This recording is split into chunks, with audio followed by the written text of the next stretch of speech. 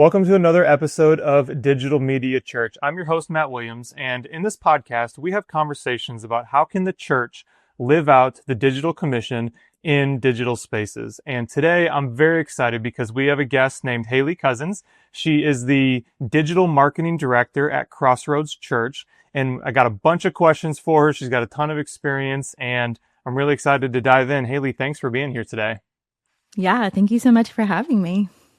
So before we get into some of the digital media practices, philosophy, principles, stuff like that, want to start with you in terms of who you are and how you came to the digital media space in churches. So you're a digital marketing director at Crossroads now, but tell our listeners, what's your background and how'd you end up where you are now? Yeah, so it has been about 14 and a half years, I believe, in the space. So a long time, and social media is not new anymore, sadly. But when I started, it was very, very new. And I got my start at my church, Saddleback Church in Southern California with Pastor Rick Warren. And I know that God just had me in the right place at the right time. My sisters and I were early influencers in social in Orange County. And I ended up doing a 2-year full-time internship at Saddleback Church because I knew I was called to the media. I just wasn't sure which aspect fit my my gifts, my passions. And so I did 5 internships in college, all in different areas of the media and advertising, marketing, television production, journalism, news. And I felt like news was it, but then God quickly shut that door and was like, nope, that's not it. And I'm very, very grateful he did that. And then did a 2-year internship in ministry at Saddleback Church and nothing with communications, just serving the church with the church plant, student ministries. And then at the end of that, I got offered a position at Saddleback as their first social media manager, which was a big deal because lots of companies didn't even have one yet. And so for the church to be leading the way in the space was really cool. It was also the Wild Wild West, and nobody really knew what a job description looked like. I don't even know that my supervisors knew exactly what the job looked like. So that was kind of fun, just to kind of be a trailblazer at that time. But when Anthony Miller, who ended up being my boss, got hired and asked me to write a social media strategy, I had no idea what that looked like. You couldn't Google what that looked like. I was kind of like... You didn't have AI to write it for you? No ChatGPT, no AI. We used our brains. Yep. But I was in seminary at the time, and in the New Testament class, we had to read every book of the New Testament in 2 different translations. And so it was during that time when I was reading John 4 of Jesus talking about the woman at the well that I realized, oh my gosh, this social media strategy is a people strategy. It's just people connecting with people. And we happen to have tools to do that digitally via social media. So it was just really cool how God put it all together and put me in the right place at the right time. And being at Saddleback, that was a teaching church, just very willing and open to giving our resources to other churches to help them succeed. I was kind of thrust into this position of getting to share the strategy with churches from all over at the conferences Saddleback hosted, and then at other church communication conferences and on podcasts, and like this one with Nils in the early days. So it's just great to be back. That's so fun. So you mentioned that you were reading the New Testament in seminary, and you started to see the connection with social media. Was there, and maybe that's just the answer, but it's a perfect segue because my first question was, when did you first realize that social media wasn't just a marketing tool, but it's an actual ministry space? And maybe that's the answer, or maybe was there a moment where you're like, I had this idea, but now we had this experience or this outcome and it kind of solidified it for you? It was actually even before seminary when my sister and I would just attend Saddleback Church, and we would be live tweeting on our own accounts what Pastor Rick was saying, and we just loved that he spoke in tweets. Just bite-sized pieces of leadership content, which was so great. And we would live tweet services on our own accounts just while we were attending. And so we knew then, like, this is a great way to get the word out there, and churches should be doing this and have their own accounts. And pastors should be doing this on their own accounts. Like, they can influence people who want to follow them and know who they are. So it was before the seminary experience. And would you believe I started seminary in the spring in second semester? Nice. Had no like Bible school undergrad experience. So I was just thrown into the fire quickly. Wow. And just had to adapt. But I highly recommend any church that has a social media manager, director, someone who is executing the voice of your church, be trained or go to seminary to really be straight with their theology, because essentially they're representing the theology of your church. And one wrong prompt on ChatGPT or sentence or tweet could totally change the theology of your church. So it's not just for the intern. This person is the mouthpiece of your church to thousands, even more than attend in person on weekends sometimes. So something to consider. So you started seminary. Was this during your internship period at Saddleback when you started seminary? Yeah, it was an unpaid internship. And so that is how we got compensated, was if we wanted to also attend seminary while working 6 days a week, we could do that. So you weren't bored? No. Yeah. So when you think about your theological education and then the digital space, how has that theological education like shaped the way you approach digital media strategy? And do you think do you think differently about digital media having your theology degree than you did before? I'm just curious how you just referenced the importance of it. I want to go deeper on that and just understand how your theological training impacts your thinking about digital media ministry. Well, I think it forces you to think about what you believe, right? You're not just being told or fed it. You're now like critically thinking about your faith, and you should be doing that in tandem with critically thinking about content that you're posting and sharing and videos that you're creating. I know the 6-7 thing came up recently, and we did a silly post about it at first, but I went back and archived it because there's a lot coming out that it's not super great and attached to things that are opposite of what we believe. So it's fun to hop on trends, but it's good to know like the core of what you believe and to be able to critically think about that while you're creating content. Reference reading the New Testament. Obviously, Jesus is who we're following, and he's the ultimate model for ministry and how to reach people with his message of hope and love and forgiveness and grace and all the things. The interesting thing about Jesus is he obviously lived in a time without technology. You know, people gathered in physical spaces. You and I both work for churches, and so we're always thinking about how do we get people to gather physically, because I know I'm preaching to the choir here in the sense that like I love digital ministry. I love digital content. It makes this interview possible because you're in Ohio and I'm in Kansas. And also it's great, but it's not the same as if you and I were sitting at a table, like sharing physical space together. So my question is just generally philosophically speaking, like, what do you think it means to be the church, quote unquote, in a digital space when you can't actually gather physically? Yeah, that's a great question. I think it's just being the church in a space where people are. Like Jesus fished where the fish were. And right now the fish are still active online, on their phones, on social media. And so just think of it as another way to cast a net to reach more people. And that is the goal at Crossroads. That's what we use our social media channels for. We know they are to reach new people that will probably never come into your building, or they might drive by your building and just not want to come in, but they might see a post on Instagram that makes them want to come and stop by one weekend or click to watch a message online. It's really, think of it just as a tool to reach more people. And I think if Jesus had this tool, he would use it. He used technology of like how sound amplified against hills in his Sermon on the Mount to project his voice to more people. It's not really technology. It's just very smart. He's perfect too, though. So He does have that going for he's him. got that going for him.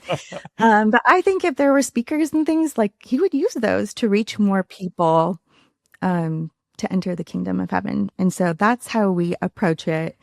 Going back to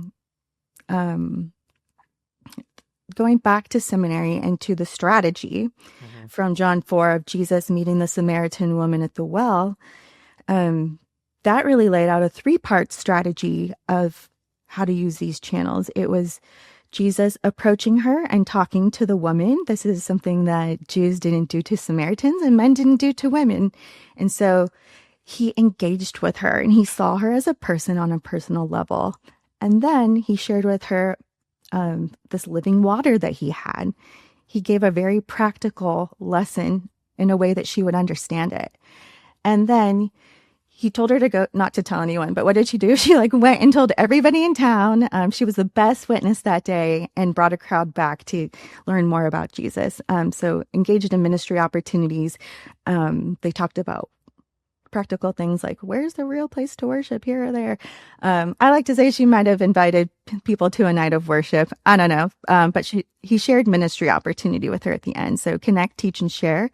It's a simple 3-part strategy.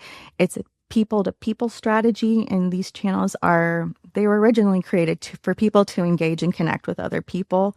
Ironically, people are like lonelier than ever now because they're missing that in-person piece. But I think there's a place for both where they can work together. I don't think it should be all one or all the other, since we have the tools. But they can work in tandem together to amplify the voice of the church and to reach more people for Jesus. I love that. I wrote that down, connect, teach, and share. And I'm going to go back and read John 4. And there's no copyright in the kingdom, right? We're all in the same. Right. So, yeah, and I'm going to go read John 4 and look for that. That's really cool. I love that 3-part framework. I'm a big framework fan too. So thanks for sharing that. Clear and practical. I knew that the Lord put it on my heart and it wasn't from myself, because it would have probably been much more clunky if I thought of it on my own. And if it was me, it would have had a lot more words. I get wordy. Exactly. So one more sort of philosophical question in terms of why digital ministry matters. Then we'll jump into some principles and then some practices. So I know in your background, I don't know all of the clients that you worked with in the agency space, but I know your background includes some agency space. And speaking for myself, I think some great resourcing in terms of learning and professional development is the business marketing space. Often they have huge budgets and they're on the front lines of trends and strategies, but measuring success and like what to measure and then what success looks like from a pure marketing perspective and from a pure ministry perspective. There's some overlap there, but I'm also not sure that they're always the same. So how do you think about measuring success and measurement in general when you're thinking about ministry versus just traditional marketing like we'd see in a business sense? Well, the client really would set their KPIs or key performing indicators that they were looking for. And it was our job as an agency to do our best to reach those. And then from a ministry perspective, there's no like, oh, we sold 100,000 of these purses this quarter. It's much harder to do. And a lot of pastors that I've worked with have they want a perfectly dotted line from social media efforts to butts in the seats on weekends. Magically, we forget that there's people that will watch us online. But I try to shift the mindset and always show that, hey, we got this many people to our website.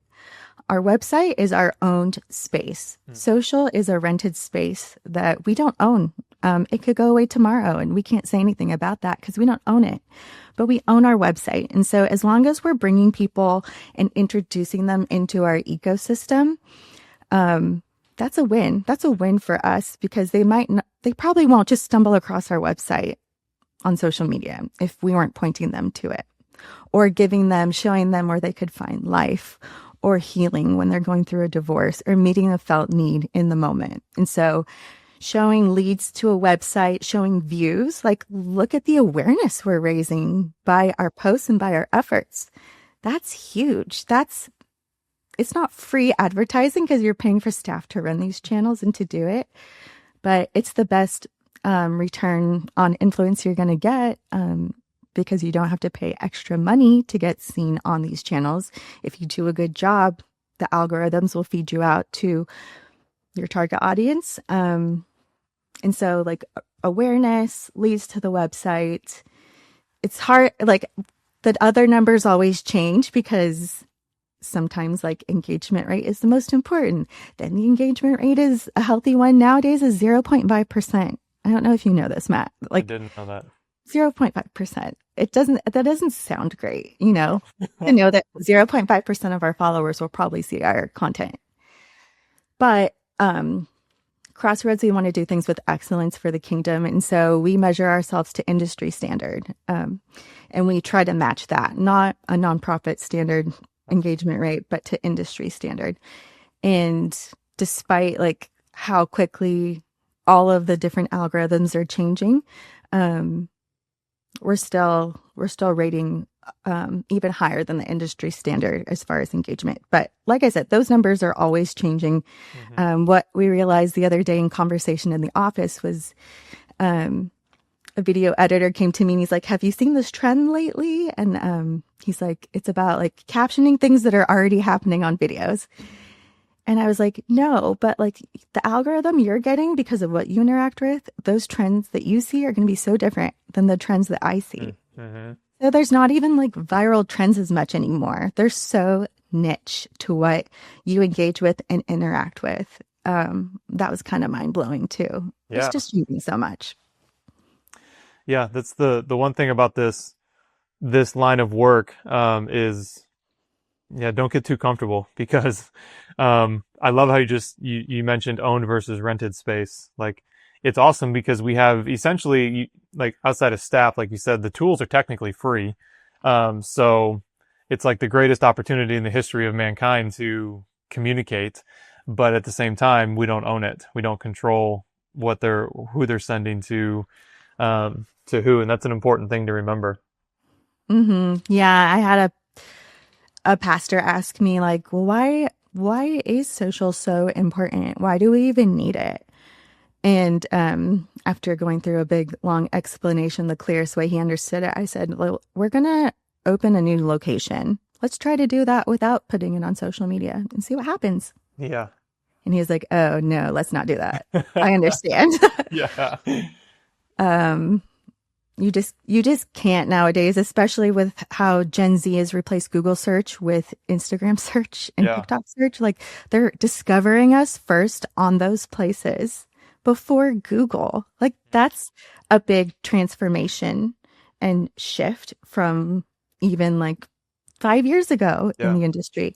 People are also just using ChatGPT as their Google search now to get answers a little more thought through and clear. And now like Google's kind of ahead of that because they have their little chat response right in Google search. So they don't want to become irrelevant. But I love what Pastor Rick Warren always taught our staff to do or to think, that he wanted us to always be fast, fluid, and flexible. The 3 F's, fast, fluid, and flexible. And I don't think you can work in marketing or especially social media and not be fast, fluid, and flexible because of how constantly everything is changing. Absolutely. So let's transition to some principles now. And ironically, fast, fluid, and flexible. Like I'm writing that down too. Taking all the notes today. Yes, I am indeed. I'm learning today, which is awesome. Leaders are learners. Yes, indeed. So fast, fluid, and flexible. Like I couldn't agree more. Like I experienced that. I think if you're going to do this well, if you're going to glorify God with excellence, like you have to be all those things. That being said, from a principles perspective, I'm curious, are there, and if there are, then what are some of like the non-negotiables you keep in mind when you're developing digital strategy for Crossroads or for any church that you've served in the past? Non-negotiables. Ooh, I don't know. I think they have honestly changed from a couple of the churches that I've been at, but you might have stumped me No worries. in the moment. I'm still drinking coffee. It's still pretty early. Well, Yeah, it's no not that worries. early, but um, we might need to take a pause because I really have to think about this. Yeah, no worries. And we can move on too. We can just cut that. Um,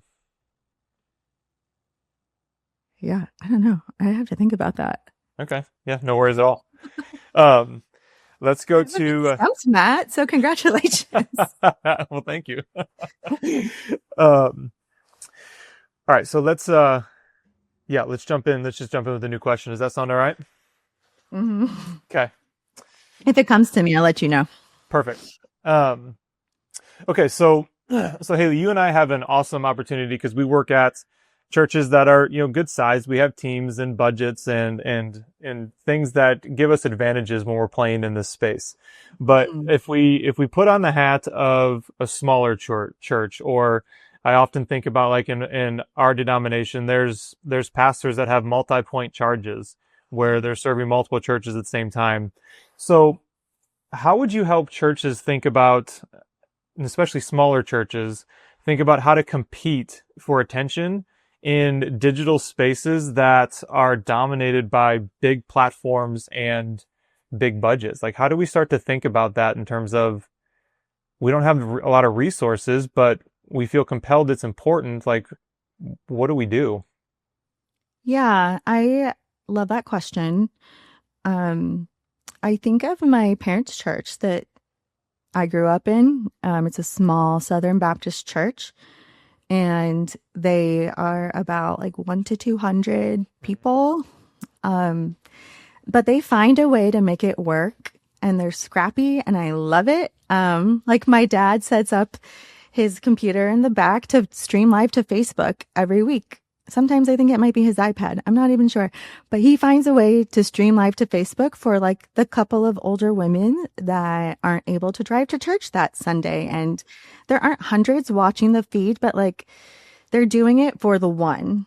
And I love that. Small churches, I think, have an advantage because they're able to make such a deeper impact in their communities. And the word of mouth is something that's just so hard. That's the best marketing you have, Hmm. is word of mouth and changing a single person's life. And I've seen their church grow because of that.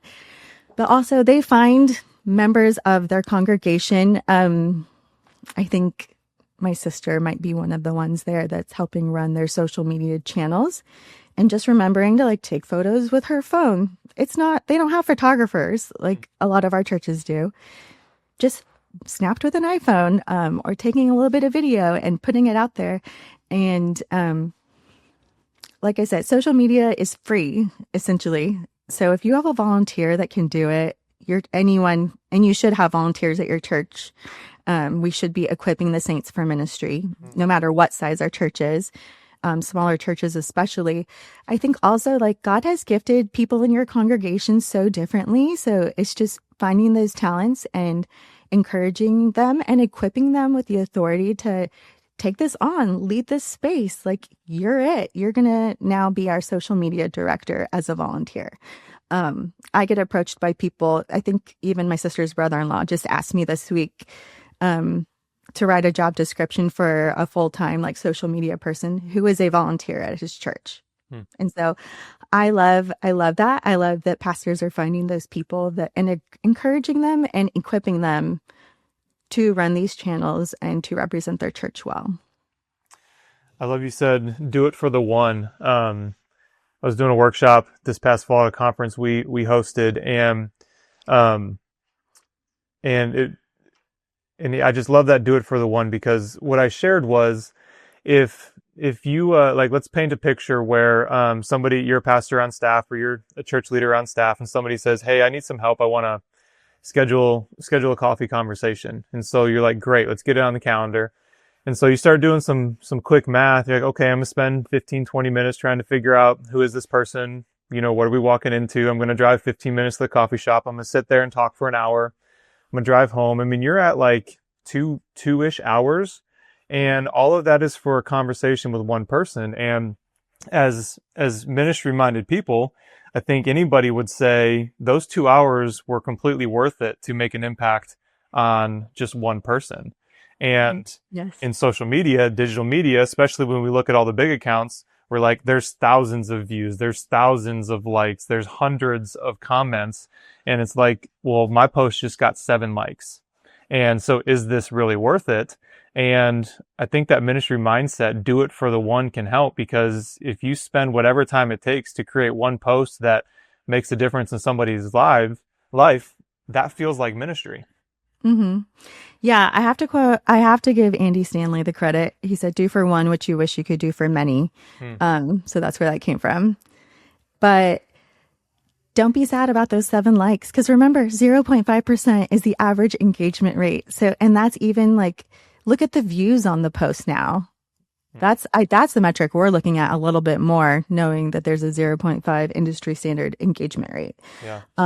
Look and see how many people even just saw the post, and that should encourage you more, because people are more likely to view and scroll than to double tap, comment, interact, engage. But yeah, if one person was touched by your post, great. Let's do away with the vanity metrics. That was for the early days when they really mattered and more people saw your post than today. But yeah, definitely not a waste of time to take a volunteer out to coffee, get to know them, empower them, and equip them to serve their church. Absolutely. So you mentioned, this deeply resonates with me, and I appreciate it. Like at Crossroads and in your work, you're pursuing excellence, because excellence, bringing our best, glorifies God.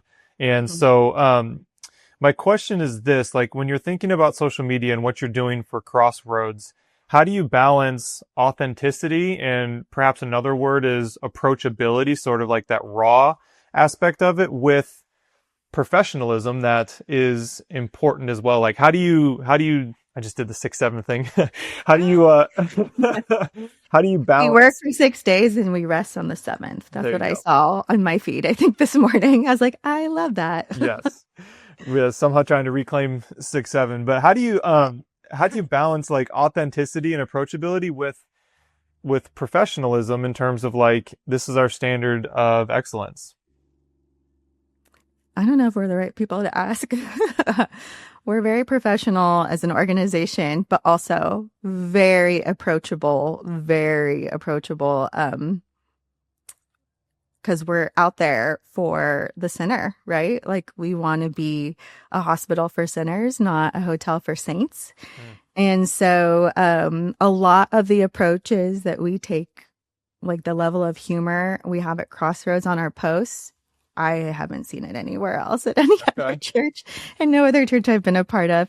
But we have that freedom and flexibility, and we work with our PR director to know when the line has been crossed, and we probably shouldn't say that or post that.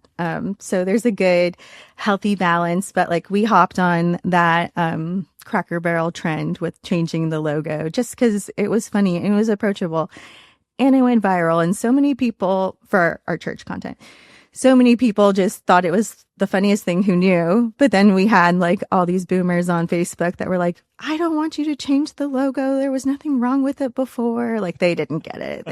They did not understand. Funny. We also did a really fun post recently that got a really cool comment, which I'll share. It was after Joe Burrow for the Cincinnati Bengals got turf toe, and we ended up getting Joe Flacco. We did a funny post that was like, we were praying for Joe to come back, but I guess we should have been more specific. Welcome to Cincinnati, Joe Flacco. And the interaction and engagement on that post was like off the charts. And somebody commented and said, like, I haven't been to church in a while, but this makes me want to come back. And so doing it for the one, like that one guy, I don't care that it got like 2,000 likes. Like we did it for that one guy who hasn't been in a while, can laugh with his church, making fun of something, and also wanted to come back and experience that. So I think it's important that you're approachable. Because remember, like, It's so hard when you're so far in as a church staff to remember what it was like before you knew Jesus. Mm-hmm. But people like to laugh at things. People like sports. Mm-hmm. If there's a way to integrate both, like Cincinnati is a very sports centric town. So we try to incorporate that, and it's part of our brand. And as we expand, it'll still be part of our brand, just with different new teams. But we just want to be as approachable as possible. It's okay to laugh. It's okay to post fun things. You don't have to hop on every trend if they're not right for your church. We don't. If it makes sense though, like do it, and it's okay. I love that post. That's I didn't see that on my feed because I wasn't part of the 0.05% or whatever You didn't that see me share it? yeah, I missed it. I'll blame the algorithm though.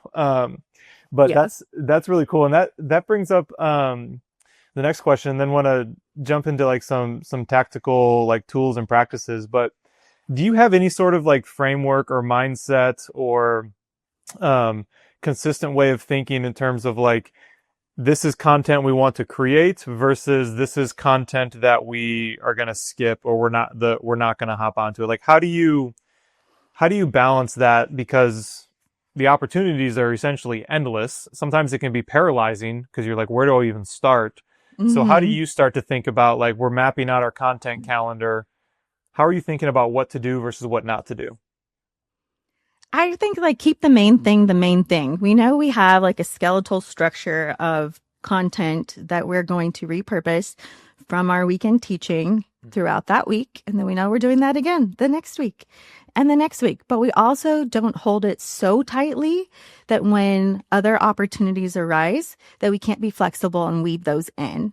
And so we have a social media producer, and it's like a fancy title for a project manager, essentially.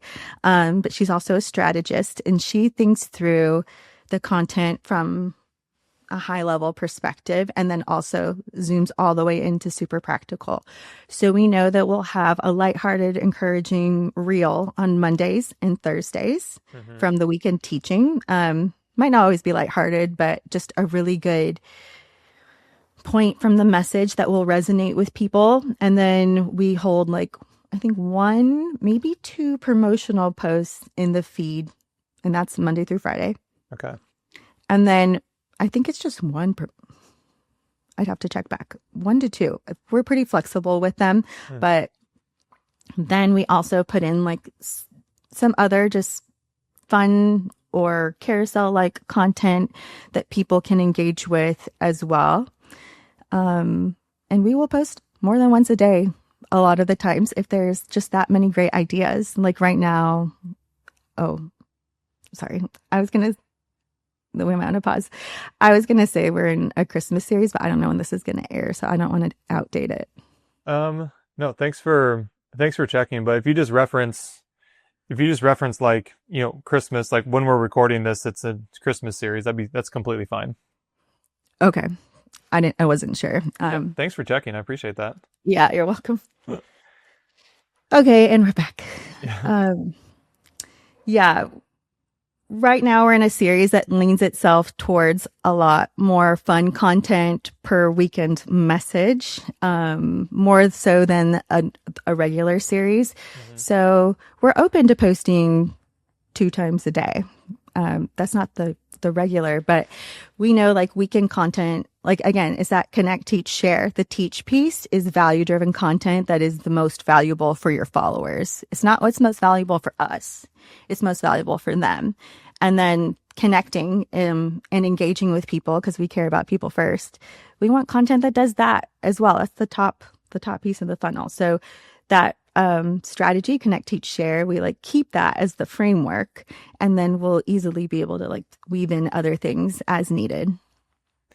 So you mentioned this in passing, but so your standard practice, unless you have just so much content, is you post once a day. Is that right? For the most part, yeah. Okay. And then how many different platforms are you posting on? Our sites have Instagrams and Facebooks, Okay. except for our new site, which is on the UC Cincinnati campus. they're getting Instagram and TikTok because that target audience is the most unique of all of our other sites, Okay. being more of college student age. And then nationally, we're on Facebook, Instagram, YouTube, LinkedIn, X, TikTok. All the big ones. I believe that's it. How much? We want all those nets out there to reach as many people as possible, Yeah, right? absolutely. And different people, I know at least for me, I go through phases, but I have my own preferences where I'll go to Instagram for a couple of months and never touch X, and then I'll go down it, then I'll be on X for a while, and then sometimes I'll avoid all of it and just go to YouTube. Um, Yeah. with when I'm scrolling at night. Do you want to know an interesting shift we've seen this year, Matt? Absolutely. We have seen at least a 40% increase in direct messages across the board Hmm. on our channels. And that's really been a big shift in the social media space of how polarizing culture is right now, that people feel so much more comfortable sending a private message than a public comment on a post or than a share even. And so we at Crossroads really make it a priority to respond to all comments and all messages. Everyone. Except spam. We will Yeah. mark that as spam and move on. But we have real people doing that. Even the chat bot on our website is manned by real people. Oh, It's a cool. real team, not a chat bot. It looks like it's a chat bot, but it's real people responding to real people Yeah. online. And so, again, that's engaging with people because we care about people first. And so that's also something to consider for smaller churches. If you're going to pop on channels, you're going to get messages from people. And this is the new front door. This is the digital front door to your church. So make sure that people have a really great experience when they're reaching out to you and engaging with you. Yeah, that's fascinating. 40%. And it makes total sense because if there's something you agree with, but you know your friend circle or people in your life might not agree with it, it doesn't always feel safe to like or comment on something and open yourself up. So that's appreciate you sharing that trend. That's fascinating. And you have a team of people that are monitoring comments and getting responses to people. What's your goal in terms of turnaround time? How quick are you trying to respond? Within an hour, Okay. but we're also very aware that people go to sleep and there's work hours during the day. And so as long as it's within the same day-ish, Yeah. we're pretty flexible with that. But yeah, within the same day, within a 24-hour period. But oftentimes, if it's during a work day and they happen to message us, it's within 30 minutes at That's cool. least, sometimes 5 minutes. It just varies. That's really cool.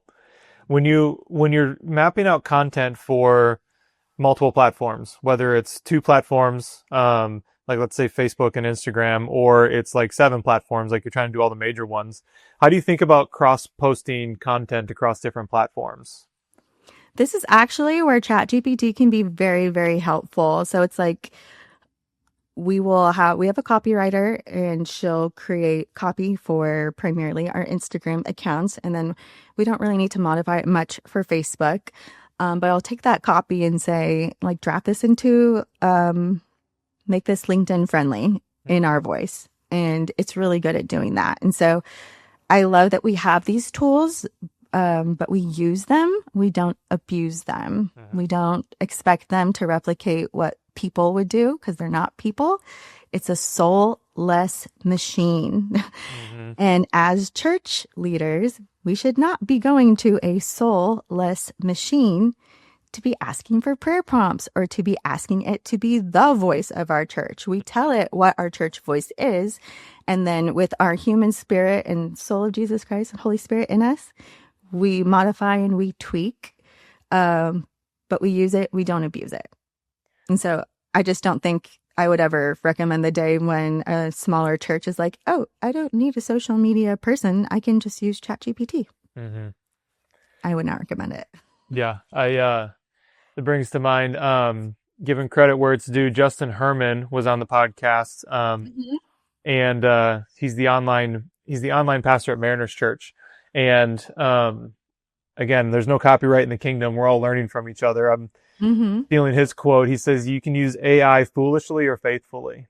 And I know in my experience, because my tool of choice is Claude. So we have a team account. I'm in Claude every day. But where I think AI is extraordinarily powerful is like what you just described. Like you write the original piece, you take the transcript and you say, okay, AI, like help me repurpose, repackage, like modify this, but you're giving it the source material to work with. Yes. It's extremely petrifying to think about an AI like writing like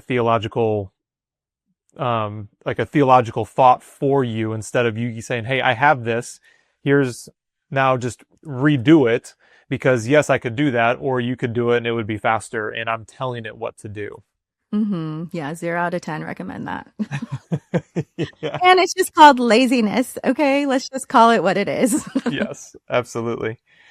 Um, Now we're getting to the point where we have AI assistants that are in our target demographic. So they're unbelievers of a certain, you can go through all the demographics of what our target demographic is, but there's a boy and a girl version, and we can ask now those assistants, what do you think about this copy? Does it resonate with you? What hits? What's missing? And use that to even start tweaking copy oh, for that's a cool idea. marketing. So it's very interesting Yeah.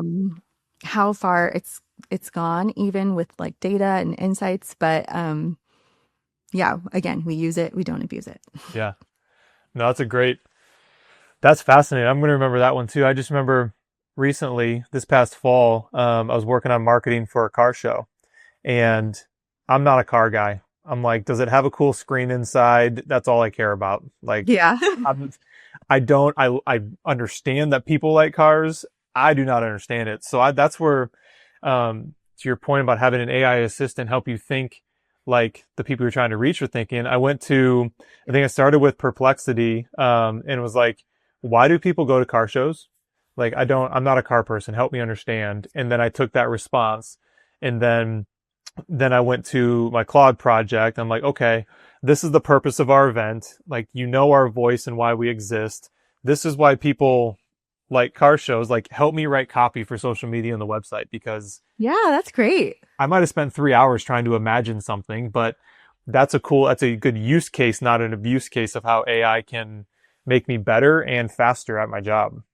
Yeah. That reminds me, the company the software we use for our AI assistants, it says like people powered AI That's because we're cool. the ones telling it exactly the prompts that we want. And you Yeah. telling Claude, we're doing this event. Here's what the event is. Here's how people think about car shows who love it. Come up with copy in between. Like that was a good prompt, but it was people powered. You Yeah. told it what you wanted it to be, and the way we do write prompts is the level of the response we're going to get. So if we give it just a very basic prompt, we're going to get a very basic response, which I think you're also in danger of if you have someone who's too young and that isn't very clear on what they're looking for or the voice or target audiences or all sorts of things, writing prompts and using chat. You Yeah. got to be careful of what you're going to get. So we've talked about churches with different budget sizes, different staff sizes, everything like that. So let's say you're a church. Imagine a church leader or a ministry leader or a pastor, whoever it is, and they have a small budget and a small team, and they either want to like start because they just haven't yet, or they want to reprioritize and kind of revamp. Like, where if you were given a church like kind of a quick roadmap in terms of like how to start from scratch, where would you start? Where would you counsel or consult a church to get started if they don't know where to start first? Oh, that's a great question. I would look at the demographics of your community and find not just like who you have in your congregation, but who you want to attract. Hmm. You could have a generation of Facebookers in your congregation, And that might be great for you, but is that what you want to stay with, or do you want to attract new families?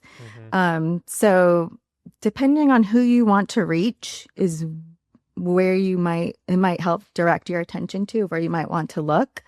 Um, but if I have to give an not average, a generic answer, I guess I would say start on Instagram, sign your pastor up for an account, sign your church up for an account, because they will work in tandem. I love the collaboration factor of Instagram, where you can post a clip of your pastor and invite him to be a collaborator on it. And then it goes on his account and he doesn't have to worry about feeding a social media account, because it's kind of serving both. Hmm. But people want to follow people. And so pretty much 99% of the time, the pastor is going to have more followers than the church, because the church is a logo and a faceless business as far as it looks coming across your feed. A Hmm. pastor is a person with a face and a family and maybe a cute dog that I can resonate with. Yep. And so you're just looking for those touch points of how, remember, people can connect with people. And so get your pastor an account, offer to help run it for them so they're not overwhelmed. Just have them feed you some photos every now and again. So have them send you videos so you can go post those to stories or post them as a reel. But just start with the small stuff. It's one step at a time, one day at a time. These channels never sleep and they're always hungry, so you always have to feed them. But just take it one day at a time, one step at a time. Do a Google search and see how your church comes up, or if they even come up. If you don't have a Google My Business account for your church, that's one way to start, one day at a time. You just want to make sure that they're getting found and discovered by people that you can most impact. And so, yeah, start with Google and Maps, because that's a practical way they're going to discover you. And then branch out from there onto the social channels. If you're a small church and you record your video messages, load them onto YouTube afterwards. YouTube is the #2 search engine in the world after Google, and it's very keyword rich. So you can have content that will last up there forever and get discovered by new people. They might be in your target, they might not be, but it's people out there that you are wanting to reach. So if you have a good description, and then you can use chat to help with that. Just make sure you read it over. Yes. So it's not changing the theology of your church. But yeah, Google Business, directions, maps, make sure you're on there. Look at YouTube, and then just pick one. You don't have to be on all of them. If you don't have a whole team like I do, I don't recommend signing up for an account on all of them, because there's nothing worse than an inactive account. That's a don't do. Don't set up accounts you don't have the capacity to run, because inactive accounts are not serving you. They're just looking really bad out there, like you don't care, or like you forgot, which is also not a great look. And saying, oh, the intern left with our passwords, we just can't get into it anymore. That's a bad look. Absolutely. Don't do that. And you mentioned this earlier with social media becoming a new the new search engine for especially younger generations. But Yeah. with that, Instagram posts can get indexed on Instagram can Google get what? search. Your Instagram posts are getting indexed by Google search. So make sure those captions are keyword rich. I don't know if I knew that, actually. Just learning all kinds of things from Haley today. Yeah. That's really good, but that's like, and that does sync up with where my mind was going too, because I think this could potentially take some pressure off of churches with small teams or even no teams, in that if your social media account is like a search engine essentially, then even if you can only post once, twice, 3 times a week, if those posts are really true to who you are and who you're trying to reach and why you matter for your community, then it's essentially a billboard that's just waiting to be found, and somebody can start scrolling through old stuff and be like, oh, this is actually interesting. It doesn't feel like there's the same pressure maybe there was in the past, where like it has to be like in the present right now, or it's completely irrelevant. Yeah. Would you Just agree with look that? Yeah, absolutely. And look at what we did in the past before social. We were adding new blog pages to a website and keeping those updated because that would keep us at the top of the feed and conversation. Think of a social post as just a new blog post out there in search that's getting moved to the top of the feed because it's relevant Mm-hmm. and it'll get you found in search. I had a thought that is now escaping me of don't do. Oh, location tag on your Instagram post. If you're a small church, make sure you're tagging your church location because you can get discovered that way. Also, you don't know who in your church is location tagging you every Sunday, maybe with a horrible picture. And you don't want that to be the whole feed other people discover about your church. You want to kind of manage that conversation on there with some excellent photos of your whole community. So location tag your own church. Great advice right there. Yeah, yeah. Sorry, mine was going with like the power and the peril of social media. I was thinking about, yeah, if you're not being proactive, and we don't own the space in social media, but we can be strategic and proactive to try to prevent associations that we don't want. You can kind of manage the conversation by being active, by being present, by doing tags.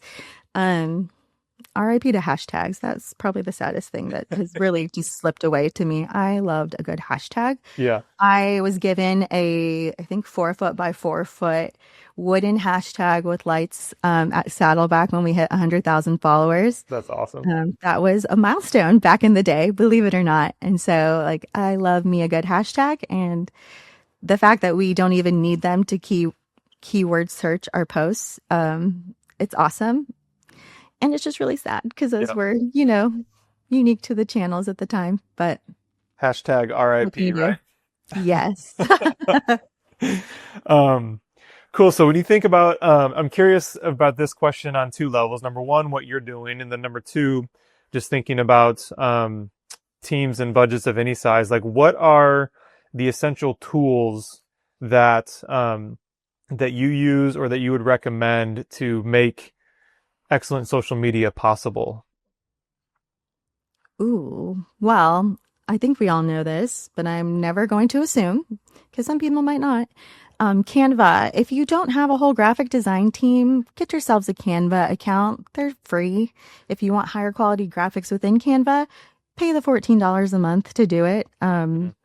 It's great. I love Canva. Our team even uses it because we have a whole design team, but they don't always have capacity to feed the beast that we have to feed every day. Yep. So we end up making a lot of our own social graphics in Canva. You can load your brand kit there for your church. That's just like your fonts, your colors, and your logo. And a volunteer you can give access. You can add them through their own email. You don't have to give them the password and email to your Canva account. So I recommend doing that. Canva is a great tool. Arbor is a platform that we have been piloting recently to create video clips. And so you just take your whole message file, the video, you load it in there.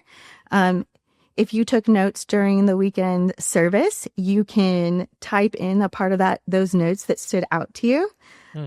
Like pastor talking about the baptism story. And then it'll use the transcript to pull up that clip and help you narrow it down so you're not having to sit there and watch the whole thing and scroll to find it. And it will even you can ask it to generate clips for you. Now, again, it's AI, so it's not perfect, but it will generate a handful of clips and rank it on how well it thinks it will perform on social media. So that's a cool feature. It can add captions to your videos. It can add music, royalty-free music as well. I see you writing that down, Matt. Yep. It's just a really great tool because let's be serious, like not even the mega churches have video capacity to support all of the social media needs that we have. Yeah. And so Arbor's been great, and it will even find quotes and create graphics. Oh, nice. They're pretty basic level graphics right now, but Arbor's a great tool for like some video editing that we've been using. Let's see. We've been using media valet to host all of our photos for our church. And if you don't have a place where you're housing photos, I know some people use SmugMug. I think that one's gotten a little more expensive lately.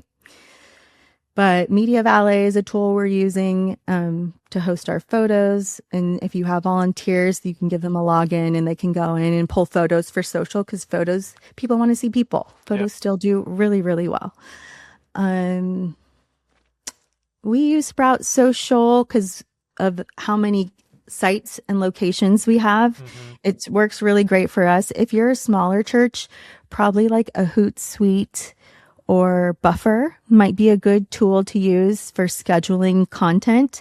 Also, if you just have a Facebook and Instagram account, Meta Business Suite has everything you need in there. You can do your analytics in there. You can do your scheduling in there. You can do paid advertising in there. You don't need to pay for a third-party tool. And often third-party tools have a hard time keeping up with API changes in the native accounts. So it's something to consider. But yeah, I'm trying to think through other ones. We just got told to stop using CapCut. Okay. By our IT/security. Interesting. That's good. So Popular one. It's very popular. It has the best video templates, but their terms of service is wild. That's really good It's to know. wild. So be very, very careful if you use that. It used to be one I recommended, but not anymore. So yeah, look out for that one. How much video editing does your team do versus like the formal like video team that's on staff at Crossroads? That's a great question. The team at Crossroads will get us like promo videos for tentpole events that are church wide. And we have an editor there that sits on their team that will pull 2 of reel clips for us a week. And then anything outside of that, it's my social team doing, and it's fun because 2 of the people on my team just really wanted to grow in their video editing skills. So I found a course for them to take. It was on Black Friday sale, which was great. Always trying to save the church some money because it's tithe money that we're working with. But yeah, all the fun videos that we do, it's the social team just being scrappy and doing it. Or using Arbor. Arbor, yeah. I'm gonna look into Arbor. We've been using Descript for the last, I don't know, probably 5 or 6 months. Have you ever used Descript? Mm-mm. Okay. Do you like it? I absolutely love it for 2 big reasons. The first one is you can edit the video by transcript. So like in the interface, it's like your video's on the right of your screen, and then on the left is the transcript. And you can go through and highlight the words like you do in a Word document, hit delete, and it clips the video for you. Yeah, Arbor has that too. Okay, Arbor, looking into Arbor. That's like... It was created by Google developers, if that makes you feel a certain way. Makes me feel like there's money behind it if it's created by Google. Well, they left Google. Oh, okay, gotcha. Project. Yeah. Nice. Yeah, and then they have like template packs too, which are helpful. You can kind of get branded template packs and then just, basically click and it reorients the video. So, Descript's been one of our go-tos, but now I'm looking into Arbor. Yeah, you should use code Haley at checkout. I'm just kidding.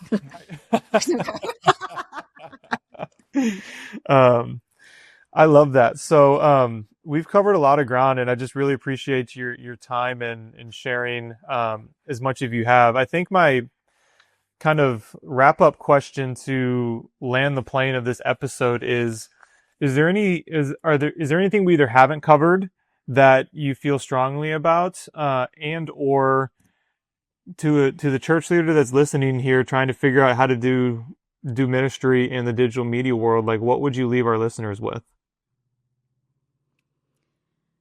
Ooh. I mean, there's so many thoughts. I think as somebody who was in the space early and is now leading Gen Z, who are our digital natives, they grew up in this space, I just wouldn't assume that they know everything we think they know because they were born digital natives.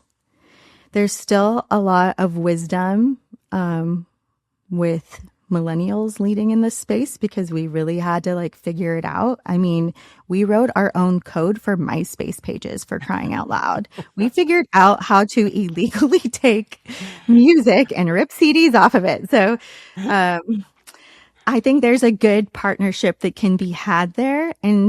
But also, like, there are things that Gen Z just finds cringy that I think are really great ideas that would not do well in the space. So there's a good like listening and learning from each other that has to take place.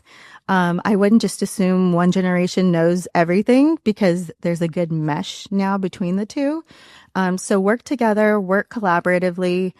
And a little side note, I think if you're a larger church, you definitely need a LinkedIn page. So I just wanted to get that out there. I know Gen Z is like, what is LinkedIn? Even though it's part of their school curriculum to like create an account and to get out there. But I think you should use that not only to just to showcase the life behind the scenes of your church, but to attract the staff that you want to help spread the gospel for your church, and that would be a good fit for your culture. It's a really cool platform, and I don't see many churches using it well or using it, period, at all. There's opportunity there. There's opportunity on LinkedIn. We had a 280,000% growth over this year from last year just because they weren't using it. That's not bad. But we have Man Camp at Crossroads. We're all about camps, and your faith journey is an adventure. But we had Man Camp this year, and we did a recap post with some photos on LinkedIn, and the comment section is endless with men just sharing how great of a time they had and posting photos of their groups from Man Camp. And you're a man, Matt, like men don't really share like that, especially on a professional platform where their coworkers might be on there and see. Yeah. But I was like, wow, this is an untapped market. We're like onto something here with LinkedIn. So look at it, consider it. You don't know who you cast that net out there. I'm just going to say another net to reach people. I love that. And I'm going to circle back to one more practical question, because I meant to ask it earlier. So you obviously know your numbers. You're tracking things. What tool or tools do you use to track the metrics that you care about, to figure out what's working and what's not? This is an age-old question, Matt. I love it. And also it hasn't changed much since the time I started. The platforms themselves will always have the most accurate answers to the question for the metrics you're looking for that month. However, we also use Sprout Social. Their analytics tool is beautiful. Okay. But I also use Sprout, but I also record our metrics that Crossroads finds important manually in a Google Sheet. Okay. Why? Because I can easily scroll back and see what happened the month before or the year before, and then see a sum total of the months. But also I'm just manually, like, I put on my headphones and I'm manually looking and finding things that I like, finding things that maybe are a red flag, but it's just so much easier to do in a spreadsheet, good old fashioned spreadsheet style.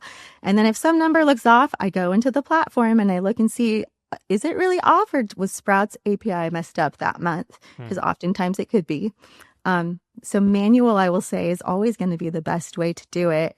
But if you are in a time crunch, maybe use a tool like a Buffer or Hootsuite or HubSpot. No, not HubSpot. Sprout Social to do your metrics.